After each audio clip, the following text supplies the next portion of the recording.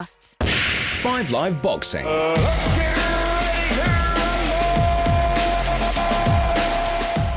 welcome back to the Five Live Boxing podcast with me, Steve Bunce. 5 years now. Las Vegas, New York, Los Angeles, York, Manchester, Nottingham.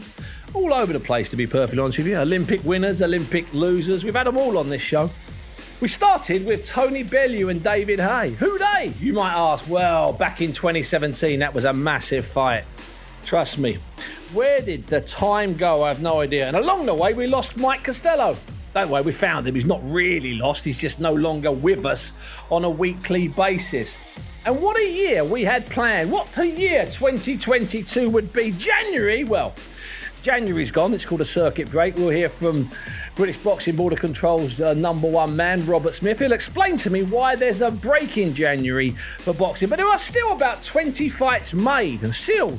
There's still about 20 fights planned, and there's at least 20 or so that I would consider dream fights. Also on the show today, in addition to a shopping list of what we have got coming up, there's an interview I did a couple of weeks ago with Ben Davison, young Ben Davison. He's only 30 now. And I talked to him about the first fight, the first time he was in the corner with Billy Joe Saunders back in about 2000, I don't know, something like 16, long time ago. And we bring it up to date. And I have to warn you now, at the very top of the show, it contains some fairly strong opinions. Not strong language, strong opinions. I'm joined this week to launch 2022 by George Groves. First of all, George, Happy New Year. How are you, son? Happy New Year, Steve. I'm good, thank you. I'm really good. I'm looking forward to this year that's coming, this year of boxing. I think there's going to be some tremendous fights made. There's, the networks are going to be at each other now with the launch of the owners here, and everyone's going to be trying to keep up with each other. We've got some mega fights to look forward to. You know, we've already got some Saturdays, George, where there's a potential 3 live fights on versions of British television, whether it's DAZN, whether it's Sky, whether it's Channel 5, or whether it's BT. Already. I mean, I don't think we've ever got into a year where there are this many fights planned. Actually, not possible, actually planned. We've got the dates. I've never, have you known a year like this? I'll tell you what, Steve, that will be a boxing fan's dream, and I'll tell you why.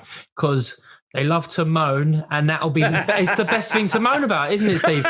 To moan all the best fights are on at the same time and you can't watch them. So you can't watch them all at once. How mad is that? We have a potential situation, and we'll talk about it in detail in a minute. I'll just throw it in now. Imagine on March 26th, just close your eyes and imagine, George. Imagine, this is only an imagine. Let me just put the massive asterisk. We're not going to have, but we could have Dillian Whyte, Tyson Fury, sold out O2, and on the same night, Josh Warrington against Kiko Martinez for the world featherweight title, sold out in Leeds. Imagine having those two on the same night. In theory, we could get it. We're not going to, but in theory, we could. Anyway, we're not getting any fights in January, George, because the British Boxing Board of Control decided that they would have what's called a circuit breaker. They'd have a small break, and they're entitled to that. But I called up with Robert Smith just before you came on to ask him exactly why they've done it. And the first thing I asked him was, when did he become aware that there would be the need to have a break in January? I think we started to get a lot of positive tests end of November, beginning of December, etc. And then after the last weekend, which was the 18th, 19th of December, it just went sky high. So at that point, I knew we had an issue. So I contacted all the medical, my chief medical officer of the areas, and asked them their advice. They were concerned with regard to not so much covering the shows, but as in last minute pullouts where they've got to go and take over their colleagues' jobs, etc. So I think at that point I realised we had an issue. During the course between Christmas and New Year, I was obviously still in contact with a number of doctors and whatever, and it became very apparent that we only had 3 shows booked, because January obviously is a relatively quiet month anyway. Quiet month, yeah. And it's generally the last week and a half of January where you get the shows in. So it just seemed sensible to have a circuit break, and that's what we decided to do. But just to clarify that, when you talk about the professionals, the medical professionals we have at our fights, of course, they can suffer just like the train drivers, just like guys that do any job, or men and women that do any job, that if they get infected, then they fall short. So would there have been a possibility, a very real possibility, of shows collapsing because there were COVID-struck doctors? Yeah, I mean, it's not just the doctors, Steve. People seem to just lay on the doctors. We've obviously got officials, we've got boxers. During the course of November, we had, I think, 40 shows, which is the most we've ever done, and we've just managed to get it done. And 27 shows in December, which we've never done 20 shows in December. And to be honest with you, hand on heart, we limped across the line. We just absolutely kept it going until we could. But then when you start thinking about things properly, we had 50 shows proposed for December, which 10 were cancelled. Okay. Wow. In those shows that took place, we could have started off with something like a 10, 11 bouts and ended up with 5 or 6. And that's not fair on the boxers who have been training and haven't been affected by COVID, etc., because suddenly they're not boxing or whatever. So, and also, in addition to that, we also have officials who are human like everybody else. So trying to cover the shows was difficult. The doctor's obviously a major issue for us. We have to look after them the best we can. I had a medical officers meeting on Wednesday night where we put together the protocol to move forward in February. I also had a medical seminar yesterday in the office, or by Zoom, I should say, which took nearly all day. And a lot of the things we were talking about was how we're going to cope with it in the future. We've got a plan. I'm very confident we will. I am more than confident we will be starting from the 1st of February, and we'll take it from there. Because February is particularly busy with not just with all of the return of what we used to call small hall shows, but there's an awful lot of big shows planned in Feb. So when you say you're fairly confident, what are the concerns leading into February then, Rob? Just in case it goes belly up in the country, ultimately. Yeah, really. simple. As simple as that. I mean, we are society. We have to work within these. We're not like football teams or rugby teams or cricket teams where they have designated medical officers who can do all the testing within an area.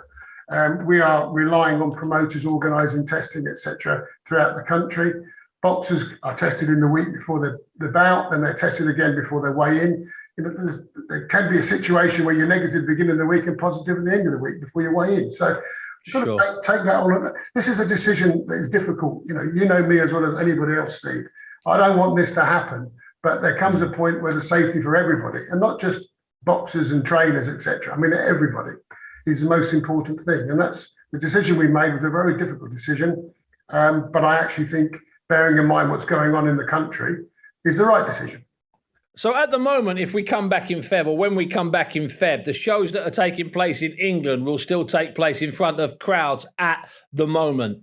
Is that your understanding? Yes, as the government allow it. Because the government allow it in England. But the frustrating thing as an administrator for an organisation throughout the country is that each country's got their own restrictions. Yeah. The biggest disadvantage we've had is with Chris Eubank and Liam Williams. That can't take place in Wales at the moment because there's no crowds allowed. But it could take place, but it's a fight that's wasted, completely wasted, without any fans. So that's a big decision for the promoters, and I'm speaking to Johnny Wish at Benchaloms on a regular basis on what the Welsh government are going to do. And you know as well as I do, I don't know what the government's going to do. If they allow it, that'd be fantastic. If not, there's a decision got to be made where it's going to take place. Yeah, because they've moved that, I think, to Feb 5th with a sort of question mark on the venue. And I put it to you, Rob, and obviously the British Boxing Board of Control is based in Cardiff, that's a fight that Welsh boxing could really do with. We could do with a decent fight, a high-profile fight back in Wales. I think it's a fight that the whole country could do with. It's a really good contest. It's a kind of a, without being too draconian, it's a make or break for both of them, really. Yeah. It's a really good bout, and that needs crowd. That just needs a crowd. That's 4,500, 5,000 people in the motorport in Cardiff. That's going to be a great night, and that's what we need. Do you have any leads, any inside information on when the Welsh government might make a ruling, not necessarily on that fight, but on crowds returning to sporting events? Do you have an inside track down there? Well, the thing about I've found with regard to the countries is they tend to go against each other. Don't seem to be have one voice, etc., which is frustrating for us all. Yeah. I would hope. I mean, the Welsh government are doing announcements every week. There's another one on Friday, I think. We'll see where we are on Friday. But of course, the other big thing is that rugby is God here, and it's a very brave decision to not have crowds for the Six Nations. And we're interested to see whether we're lucky enough to be within the week they can do that. But of course, next week has to be a decision for the promoter, because you suddenly can't just click your fingers and put a show on. So they need time to get everything in place. Well, let me ask you this. Going back now to March of 2020, which is no longer last year, it's the year before last, which is bizarre. We had X amount of licensed boxers, whatever it was, 980, 1,016.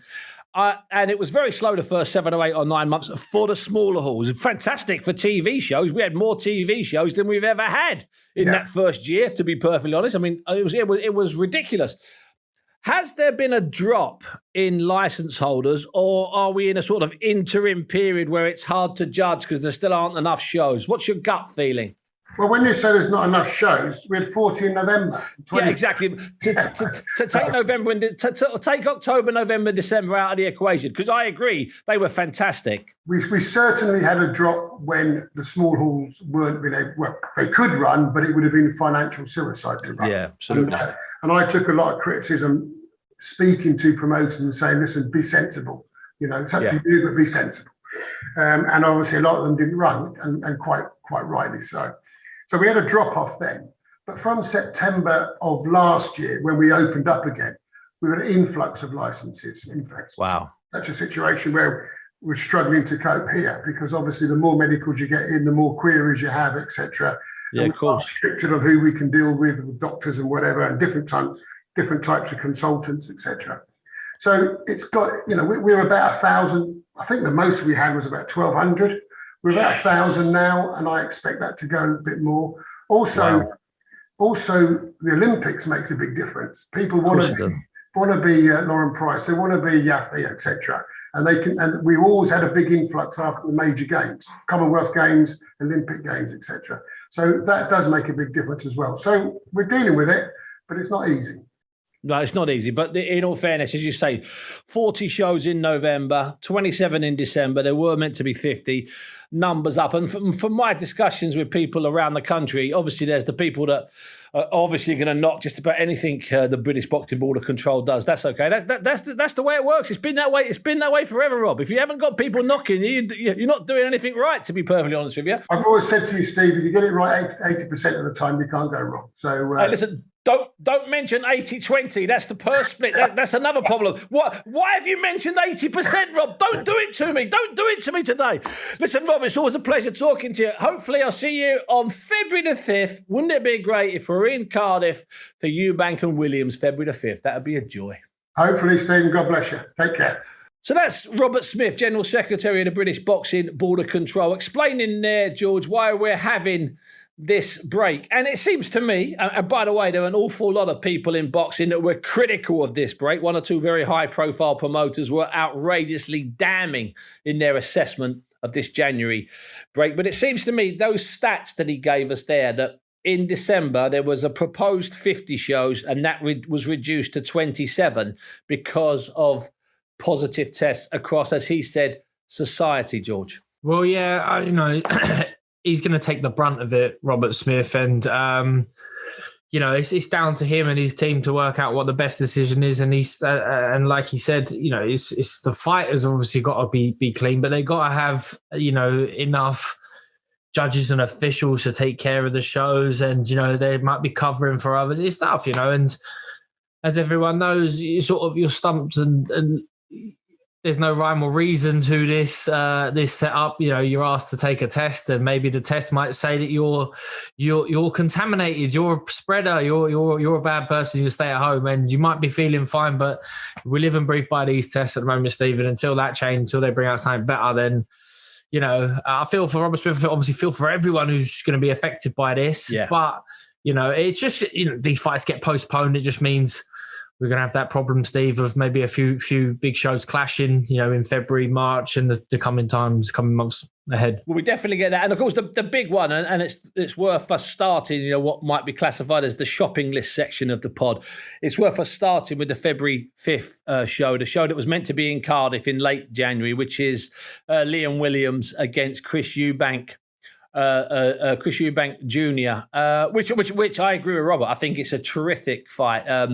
Crossroads fight to a degree, but maybe not necessarily. Maybe more so for Williams, less so for Eubank. That fight, I want to see that happen, but B, I'd love to see that in Wales because I can't remember the last time we had a big night in Wales, and we had plenty of big nights in Wales over the years, going back 25 years or 30, 25 years, 15 years. We have had an awful lot of nights in Wales. It'd be good to get that on. I want to see that fight. I want to see Eubank and Williams. Yeah, no, I mean that was the fight that we were looking forward to at the end of the year, and then it got pushed back. I think Williams was injured. He was, yeah. It got rescheduled, and now it's up and on. It's crazy because fights are put together, and it seems like now real late notice. Before you had to have people know about this fight, but I don't want this to go under people's radar because it's had to be rescheduled 2, 3, 4 times. People might be desperate to get to this fight. This is the fight that they put in the calendar and said, I'm going to it, but until you can, book that time off work, get them hotel rooms, get your lads together, is this one where the wives and girlfriends are coming, or we're leaving them at home, we're going with the lads? What is it? So it's really tough. And because for boxing, you want that atmosphere there as well. So, I haven't followed the latest COVID guidance in Wales, but I know it's different to UK. So a nightmare for Robert Smith, I'm sure. Nightmare for the Wasserman team to try and put that show on.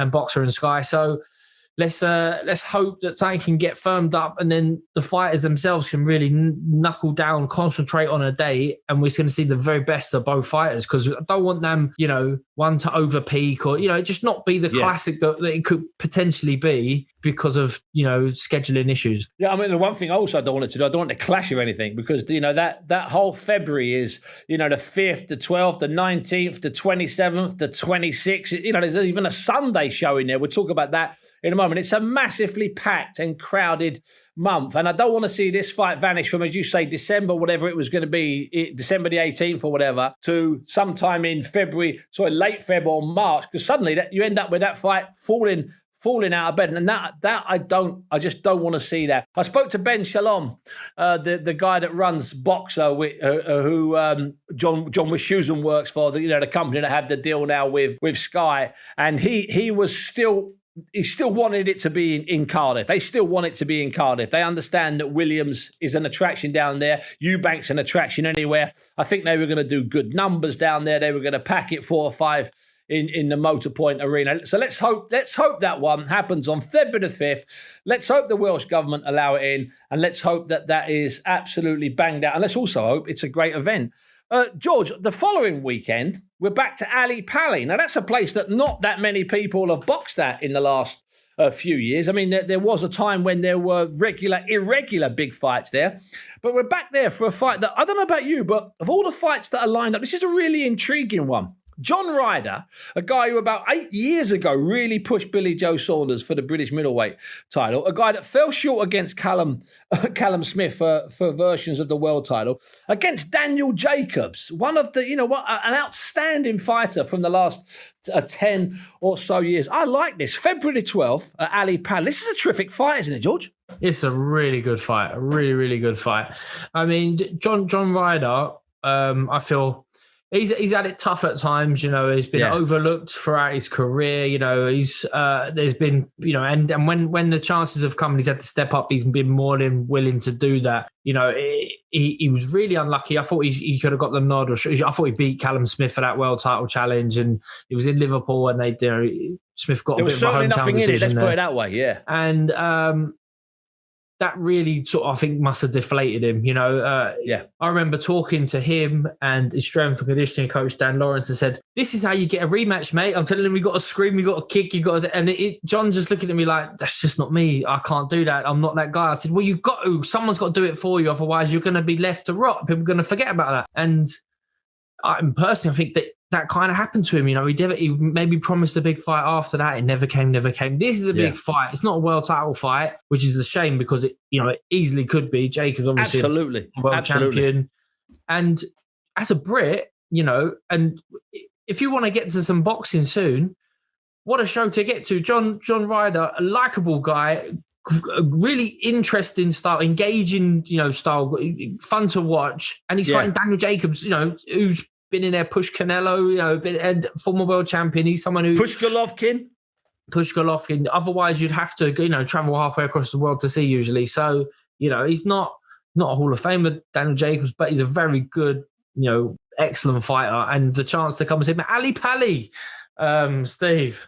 And also, George, one of those, his backstory, if you don't know his backstory, I'm not going to lecture you now, but have a look at it. This is a guy that fought for a world title and lost about 11 years ago to a guy called Dmitry Pirog. And he then suffered... I boxed on the undercard that night, Steve. No way, George. Yeah.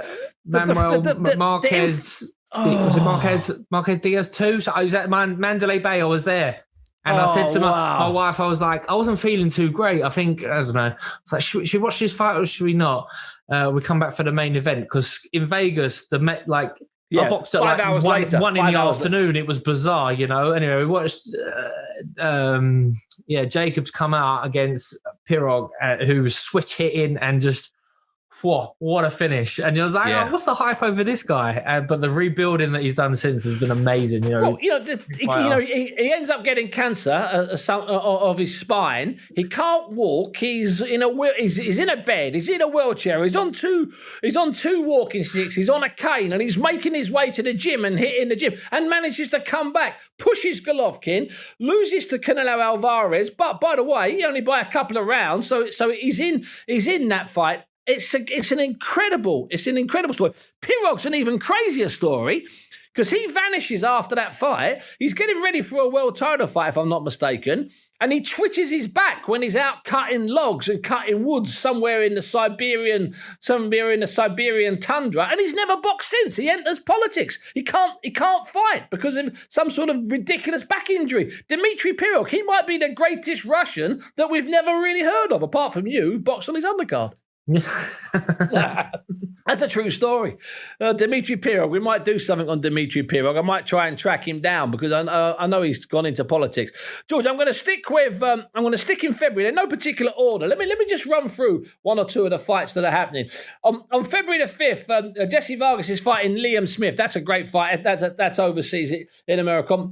On March the 5th, it's the third fight between Estrada and Chocolito. That's going to be on DAZN. We should mention these things. We're going to talk in a minute about Lee Woods against Michael Conlon. We will talk about Kiko Martinez against Josh Warrington. But the fight I want to mention now, just give it a mention because I think it's really worthy.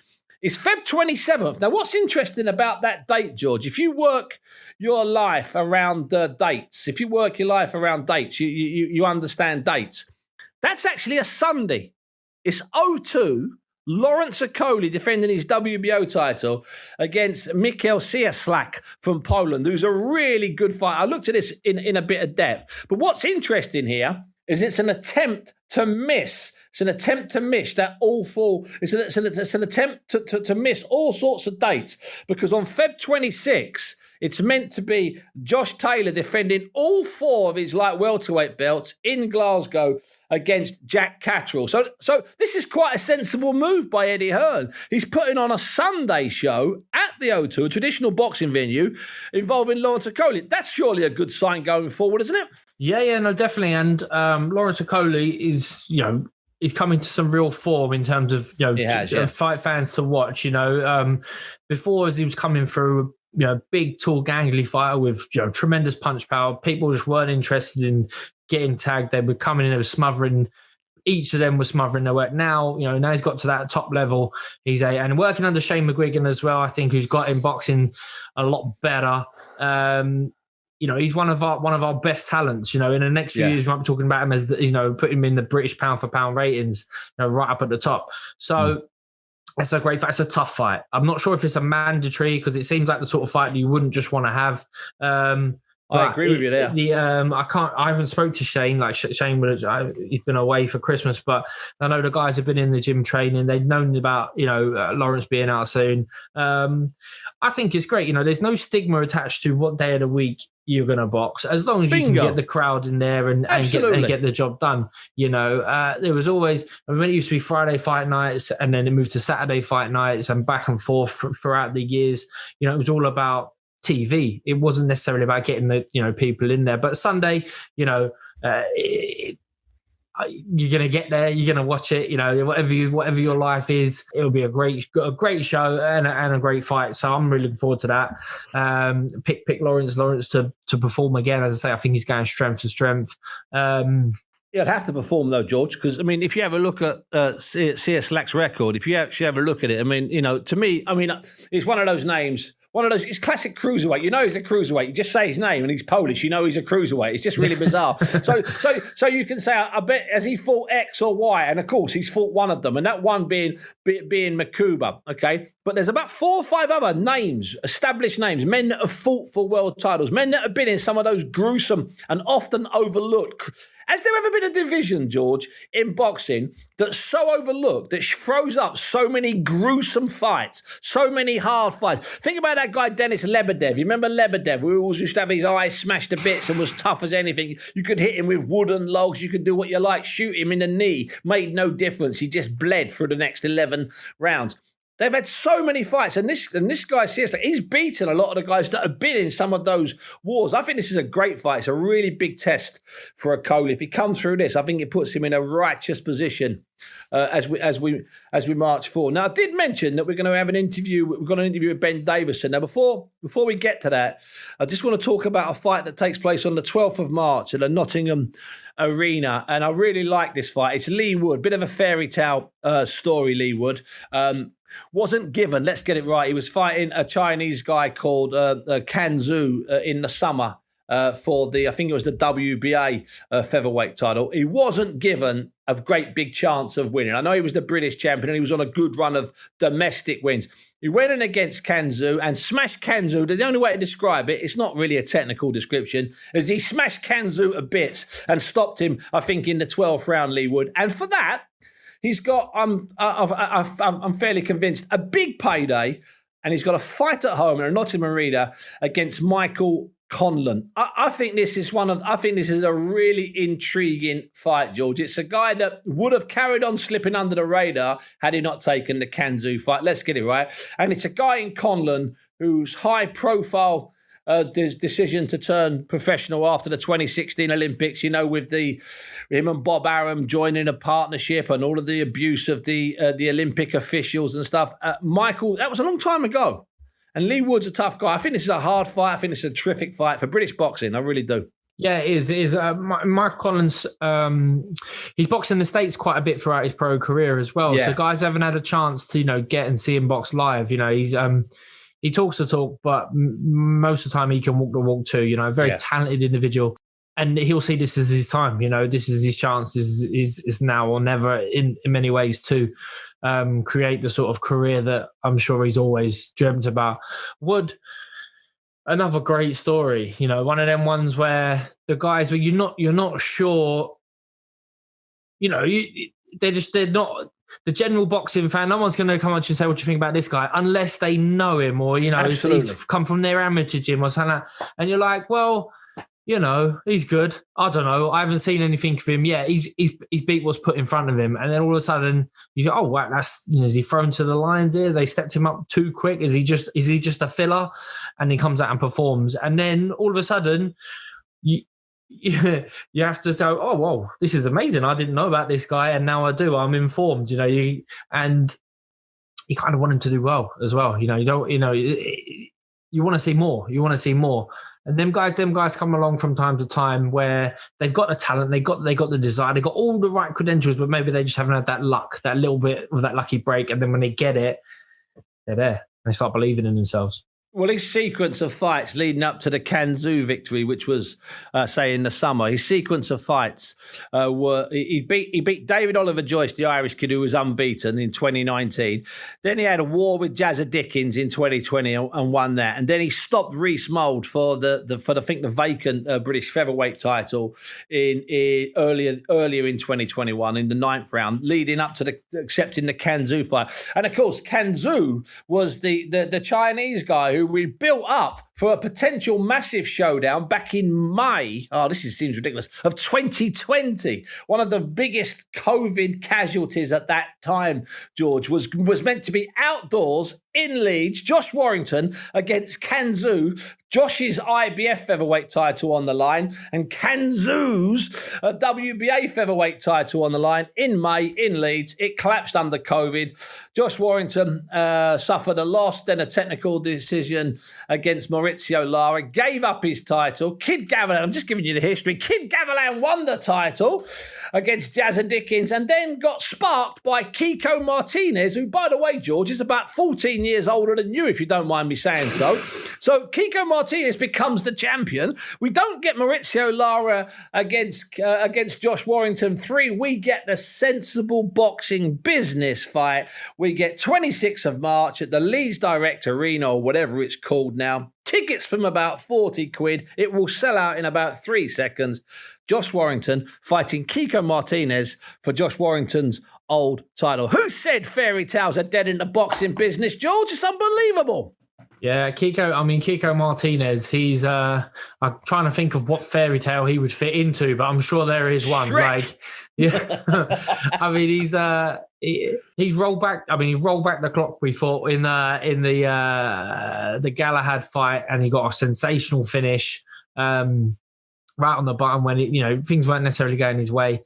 That's the truth. The Warrington fight with him, it's going to be probably another big payday that he probably never expected to get. And he knows Warrington, and he's been over to the UK enough times to fight, and also in Ireland fighting Frampton. So he'll be reveling it. He'll be up for it, and he's usually on good form, and Warrington's always all action. He knows this is going to be a big fight for him. He's had a couple of missed performances, Warrington, sometimes where, I don't know, the training might not have been right, or you're looking, or just suffering from COVID in general in that. Yeah, absolutely.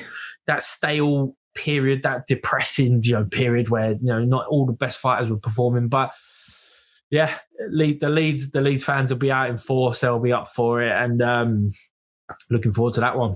Yeah, just to say that I should have mentioned this, but the Daniel Jacobs, and we don't often do this here, and we're probably breaking all sorts of BBC rules, but hey, I'll do it anyway. The Daniel Jacobs and John Ryder fight, Feb 12 for Ali Pali. The cheapest ticket's 40 quid, and I think it'll be the same on March 26th for Josh Warrington against Kiko Martinez. And I've got to tell you, I think both of those nights will be outrageously memorable, as will be February the 26th up in Glasgow when Josh Taylor comes home. He's got the 4 belts, a very rare achievement, fighting and defending against Jack Catterall, who stepped aside about a year ago to allow Josh to fight Ramirez for all 4 belts. So that's fantastic. Now, before we talk about this fight, George, I did an interview just before Christmas with Ben Davison. Was at the Josh Taylor and Jack Catterall announcement, and Ben was there. So I had a chat with Ben. And now, what was interesting is that was almost the exact anniversary of his first time working in a major fight. And that was when he was in the corner with Billy Joe Saunders in early December 2016, up in Paisley at the Paisley Lagoon, a leisure centre. There was only a few hundred there when Billy Joe Saunders was defending his WBO middleweight title for the first time against Artur Akavov. And it was an amazingly forgettable fight. Not a great initiation for Ben. But Ben must have only been about 25 years of age at the time. He's only 30 now. And so when I spoke to Ben, he was fresh back from Las Vegas where he'd worked with Devin Haney. So here's Ben, as I say, it is quite strong, on working with Devin Haney, and also Ben's position inside the British training hierarchy. He's an absolute pleasure to work with, 23 years old, successful world title defence, and still, hungry for improvement, never satisfied. That's the mentality you want. That's the mentality you want to work with. Extremely coachable, and I truly believe that he's got a huge future ahead of him. And that weight division, let's stick him at lightweight. Well, I'm not sure. I mean, it's the best weight division in the sport at the moment, isn't it? It's definitely up there. I think what could have been rivaled was the super middleweight, but now Canelo, cleared that up. I think that it probably is the next best division out there for sure. And for him to be doing what he's doing with the youngest out of the crop, I think he may even be the youngest world champion in boxing at the moment, and to potentially become undisputed next if him and Kambosos get it on, just goes to show. And at 23 years of age, just goes to show how high that young man's ceiling really is. And before we talk about Josh Taylor over there, I just saw a picture of all you guys getting together. You've got a really busy gym because you've also got in the gym the two McCormack boys, Pat and Luke. What's it like working with those guys? Yeah, they're characters, but again, they're coachable lads. When it comes to in the gym work, I'm not, as you just mentioned there, it's a big squad. I'm not going to waste my time with anybody that I'm wasting my breath with. So they're coachable when it comes into the gym. I've made it clear that they need to be focused, and this is not an easy sport. And if they're in it for a quick run, then it's pointless. But they're fully aware of that. And their amateur pedigree just speaks for itself in terms of their potential. So I think it's a potential for a extremely exciting and fun at the same time run. No, Ben, I think I know what you mean by coachable, but there's a lot of people listen to the show and listen to us here on 5 Live who maybe don't understand exactly what you mean, because obviously these guys have been at the Olympics, they won Olympic medals, European medals, world medals. That's the McCormack. What do you mean by coachable? Just in simple terms. In simple terms, is exactly that, what you've just mentioned. They've gone on, they've achieved such a big amateur career. It's easy for lads at that point for you to try and give information across, and they just don't take it on board. They don't have the hunger to show them a basic drill and to keep doing the repetitions of the boring stuff that they don't want to do. But it's the fighters that are happy to do those boring reps, going over the basics, putting the finishing touches on the foundations, listening to the advice, going the extra mile, going home and studying the sport. That's being coachable, and that's how you end up getting somewhere in this sport. And Josh Taylor's coachable because you got a guy once he'd left the McGregor's who was already a top fighter, even though still has had a short pro career. But you found him coachable. Yeah, 100%. And one thing when you take a fighter on that's already at that level, you have to understand they've probably got a few things ingrained with them. Like Josh likes to go for a warm up in a certain way, and you have to. Okay, we're let him go through that, and then we get involved or make an adjustment here or make an adjustment there.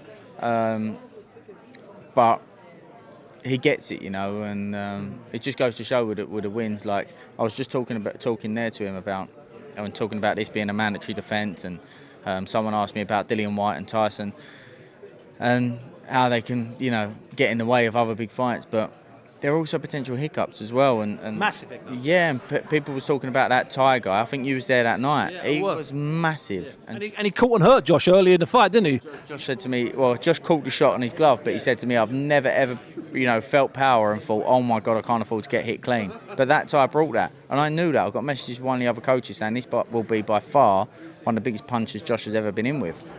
So he had to go about it in a patient manner, more patient manner than we've probably seen him before. However, it ended up being his quickest stoppage that he's had in a patient manner.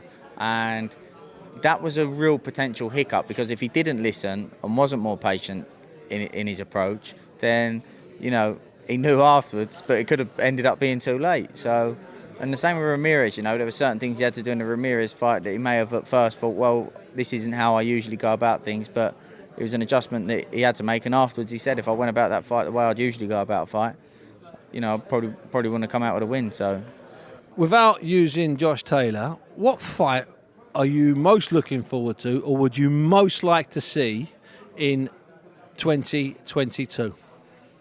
Sorry, I put you on the spot. At any weight, at any level. Do you know what I am interested in? I'm interested to see the adjustments that Joshua makes against Usyk, because, he's been around so many different trainers, he's taken advice from so many different people, talking about how his mindset's completely changed. I really am intrigued to see the adjustments that get made going into that fight. Do you think he can make adjustments to win? I think he can win the fight. Do I think he knows or has found out the adjustments that he needs to make? I don't believe so, not yet. I think that he can win that fight, and I actually want him to win that fight. I want him to make adjustments. I believe that Eddie Reynoso's stylistically the right matchup. I knew exactly what he meant when he said, what did Canelo say? The importance of feints. I know exactly what he means. I can picture the scenarios that they're talking about mentioning that. That's the right style matchup for him. If he's to do this Usyk rematch and he's going to make adjustments to his coaching team. However, I know that there's a language barrier there, but look, I just hope that he can make those adjustments and gets that win, because again, it then makes for a massive fight, Tyson-Joshua, that we've all wanted to see. Ben, we've talked about some big fights in your recent past, and we've talked about some big fights next year. Now I'm going to take you back. If you want to close your eyes, just rest your head. I'm going to take you back to the Paisley Ice rink, just outside of Glasgow. Attendance, I never issued a figure because it wasn't good. Billy Joe Saunders, you in the corner against a Russian. Was it Akavov? No, that was your start. That was your. I know you'd already done some stuff. That was the launch. That was welcome to the world, Ben Davison. That was no disrespect. That was a tough old night. Yeah, it was. Look, Billy Joe. There was no secrets that Billy Joe really struggled to make the weight that night. He eventually got there. We knew that he was going into that fight with a quarter of a tank, and we had to make sure that we managed that tank very economically. And looking back, I think looking back now, Billy Joe will look back and say, do you know what, we've done a good job doing that. Got out of prison then. Yeah, but I don't think that. I think that there wasn't the same trust at the time. There was a little bit of doubt behind myself, but eventually, like I say, looking back, to get a win that night, knowing the shape and conditioning that Billy Joe was, I think it was a good victory, and like you say, we got away with that one. Tell you what, you've been on a fast track since then, Ben. Yeah, but not to blow my own trumpet, but I feel like you're allowed to. No, I mean it. I feel like people go, oh yeah, you got to work with this fight, I got to work with that fight. Well, why is John, Bob, Bill, who's been in it for 30, 40 years, not coached these fighters? Because they're not good enough. It's easy to point the finger and go, oh, he got away, he gets to work with this fight, he gets to work with that fight. Well, if you're good enough, you'll get there. And the reality is that I feel like the level of coaching is that poor in this country. I've been able to fast track. And if all these other guys that have been in it 30, 40 years are good enough, they'd be there, but they're not good enough, and that's why they're not here. And is that because they're set in their ways? Because they've had success, they have success, it goes in like cycles, a bit like a roller coaster. They're lazy. That's the reality of it.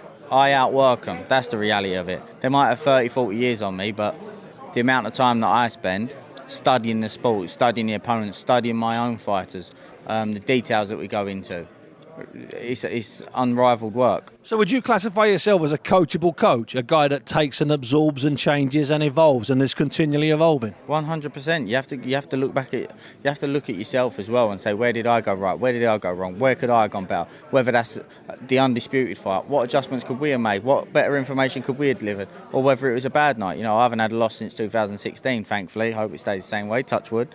But you always have to be reassessing yourself and, carry on studying your sport. It'd be easy, like I say, for me to have not had a loss since 2016. It'd be easy for me to go, got this one. Don't need to worry about this. Don't need to worry about that. But if anything, we put more and more and more work in each and every time.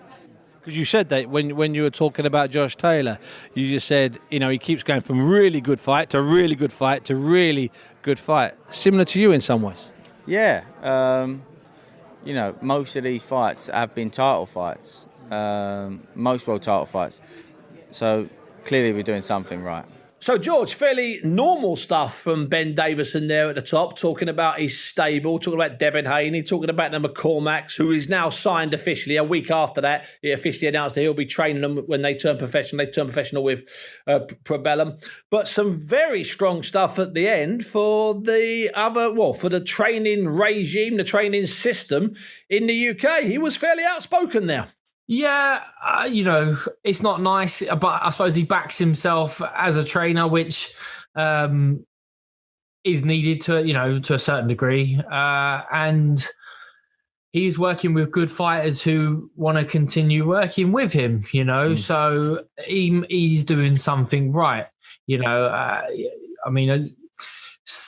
At the end of the day, you also have to factor in an opportunity, because there's lots and lots of young trainers out there who just won't get that opportunity. And why Ben will get a lot of stick at the moment is because, I might be wrong, but I haven't quite seen him take someone and actually, really put him through the levels. Maybe someone who should. He got the McCormick brothers turn pro of him. Like, what, in 5 years' time, when them guys have become world champions, then we can say, right, there we go.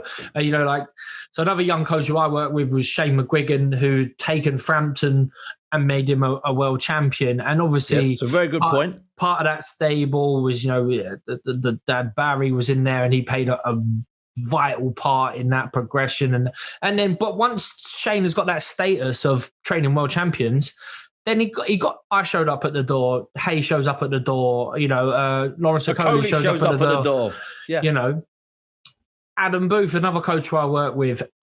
Why I had faith in him at the start was, I said, well, how do I know you can do it? Well, for me, he said, well, it was a specific question. It was like, how do I know you can develop talent? You've got David Haye, he's world champion. Okay. But he's like, yeah, well, I took David Haye, trained him when he was an amateur at the Fitzroy Lodge. And then, we got him top end, so Ben, I think he says the right things. He's working. And now, as I say, once he's got success with, he's been in Tyson Fury's corner. So he's been in Josh Taylor's corner. Josh Taylor was a unified world champion when he went to him. So, but he's kept him unified world champion. Now he's got all the belts. The likes of Devin Haney and fighters like that are now going to say, well, let me look around. Who's doing really well? Who's working hard? Who knows what they're doing? Oh, this guy. There's only a handful of trainers out there, Steve, who have got the right mindset, the mindset that Ben's talking about, where he's willing to put in the work, he's willing to study the guy's opponents, he's willing to study his own fighters' opponents, he's willing to critique himself and make adjustments, not just be an authoritarian trainer and say it's my way or the highway, which is sometimes the case with, the real old school trainers who have been around a long time. Very American style, very American 60s and 70s and 80s and 90s thing. I agree. And, you've got to back yourself to a certain degree as a trainer, I think, and he definitely does. You can hear that there and then. But I mean, as a fighter, you never know until you spent sort of significant time with them. You can study the trainer in the corner and see how they are. They give them the right instructions. They're clear and concise. They sort of got the game plan right, and you can be really critical. But at the end of the day, when at that top end, if you've got a Josh Taylor who's a phenomenal fighter, unless it's much easier to see when he gets it catastrophically wrong and then blame the trainer. Then when he gets it right and you're like, well, he's a good fighter anyway. So you want to see what it's like, what they're like in the gym. And ultimately, are they likable people? Because you've got to spend a lot of time with them. He's been fortunate. Right place, right time. He had the MTK link. Yeah. And he inherited a lot of great fighters who were under the MTK banner. But that's what happens. You got Tony Sims is a great coach, but he's sort of affiliated to Matchroom because he trains in a Matchroom gym. So lots of fighters that sign with Matchroom gravitate to his gym. Yeah. And he's in there, with loads of good fighters who are bouncing off each other, improving. And of course, he's a very experienced coach who lives and breathes it. I'm sure he's in there every day working. You got Rob McCracken up in Sheffield, who's working with the best talented fighters in the country year after year after year. And the ones that want to turn pro and want to stick with him, most of them do, to some degree or not. Obviously, he's been working with Anthony Joshua. I'm not sure if that's going to continue, but, he's got that status, that name, wait, who's Anthony Joshua's trainer? Oh, this guy. Well, Anthony Joshua's winning. Anthony Joshua's top of the world. I'm going to affiliate to them. And that's kind of how a boxer's mind would be. And I'd say there's not bundles and bundles of elite level coaches out there. No, and with Robert McCracken, had Robert McCracken walked away after the 2016 Olympics, Robert McCracken would have an awful lot of big name fighters now. I mean, certainly working simply because A, he's a good coach, and B, he's got that touch. He's got that winning touch. And fighters, as you say, Jules, like the winning touch. They like that touch. I find it quite refreshing because, Jamie Moore's a young guy, Shane McGuigan's a young guy, Mark Tibbs is a relatively young guy, and Ben Davison's the youngest of all of them. But they're all between 30 and, say, 45, 46 years of age. and they've all got fighters in the gym. They've all got Adam Booth as well. Excuse me, Adam. Adam might be a little bit older. He might be 50 now, Adam. But all those guys, between them, they've got an awful lot of big fighters at the moment, and that's absolutely that's perfect. It's good going forward. Now, George, we have to mention the WBC situation with Dillian Whyte and Tyson Fury. There, just to fill people in, Dillian Whyte is the mandatory challenger for Tyson Fury's WBC heavyweight title. I know. Apologies if you knew that, but I'm gonna do this like A to B to C, so that no one gets upset with me, because I'm not starting 2022, George, with promoters, managers, and sanctioning bodies being upset with me. I'm not doing it, son. I've had enough of upsetting people and people being upset with me. So, Dillian Whyte has to fight Tyson Fury. There was a purse bid put into place. Now, a purse bid is literally when the different people associated with the different fighters can submit a bid, basically what they're going to pay the boxers. So they can submit a bid to the WBC, and those bids have to arrive by a certain time. Then they're opened, almost like an envelope. You're in a room, they open the envelopes. It's brilliant. It's like Willy Wonka and the Chocolate Factory.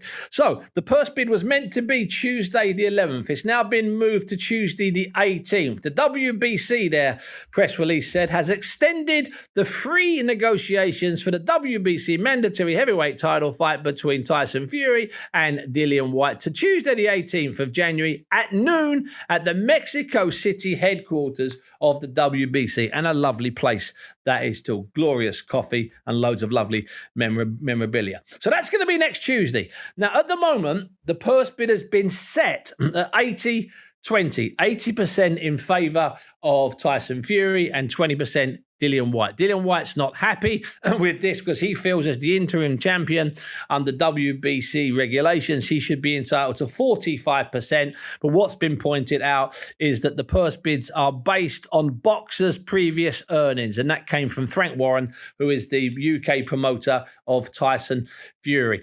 There is a plan for Tyson Fury to fight on, as I said, March 26, which would be a bit of a nuisance because there are other fights scheduled for that date. Obviously, Kiko Martinez against Josh Warrington.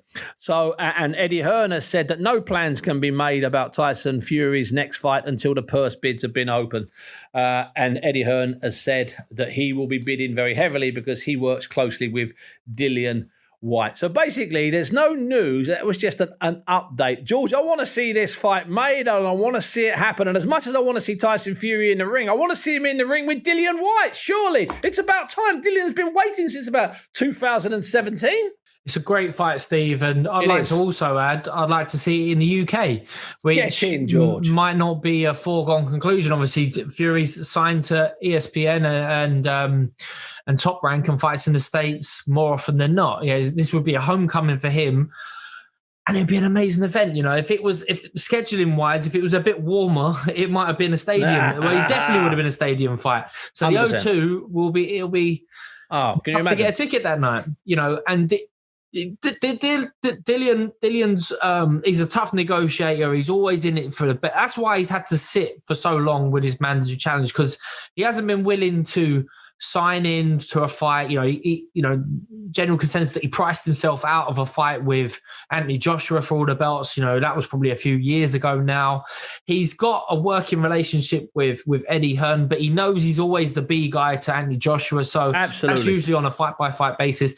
I wouldn't even be shocked, Steve, if Ben Shalom at top boxer and he's sitting there at Sky going, do you know what, guys, how about we stick in a cheeky punt and we stick in our purse bid, right? And we promote them, ourselves, we get it on Sky, it's on pay-per-view, we can, it sells out any stadium, absolutely, any arena, definitely within the country. So, let's hope I think, to get the fight set and get it in the UK. There's no way Tyson Fury's giving up that belt. I've never seen anyone promote the lineal championship so well as Tyson Fury did. Like the belt that no one could see. But the man. But now he's got the WBC. He's not giving that up. He's got the hat. He's got the jacket. WBC. They shroud you in luxury and comfort. They want to keep you there. And Whyte wants it. So the fight set. Once the purse piece goes in, I don't see how there's any other way out of it. There's no big unification that can sort of stand in the way. No, forget all that. We've done away with Tyson Fury fighting Usyk. That's not going to happen. It's going to be Usyk and Joshua, the fight that Ben Davison wants to see,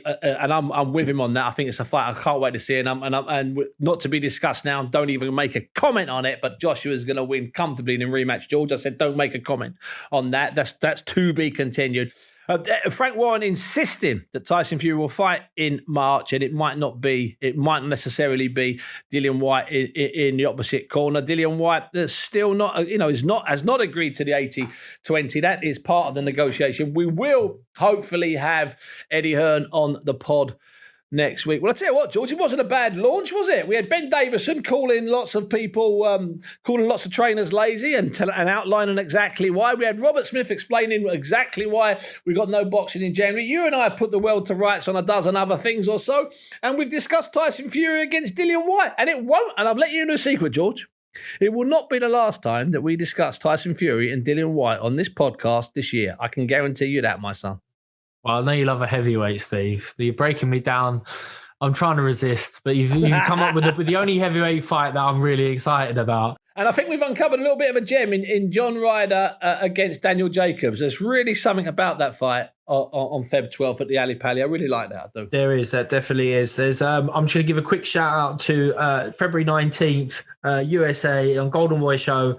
You got Magunia against Demetrius Ballard. Ballard, I sparred him out in Big Bear. Real talented opposition. And obviously, the guy he's challenging, he's got a win over Liam Smith, undefeated Mexican fighter. That's a great fight. So I'm not sure who's going to be showing that in the UK, but that's one to keep an eye out for as well.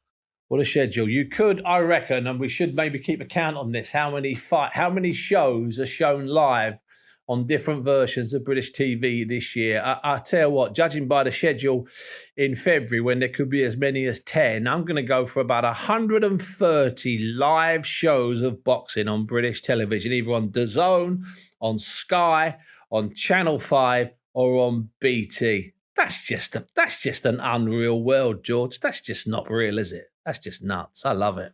That's not bad. That'll give you your boxing fix. That's it. Anyway, welcome back. It's year 5, by the way. Year 5. Thanks for listening. Let's get ready to rumble! 5 Live Boxing.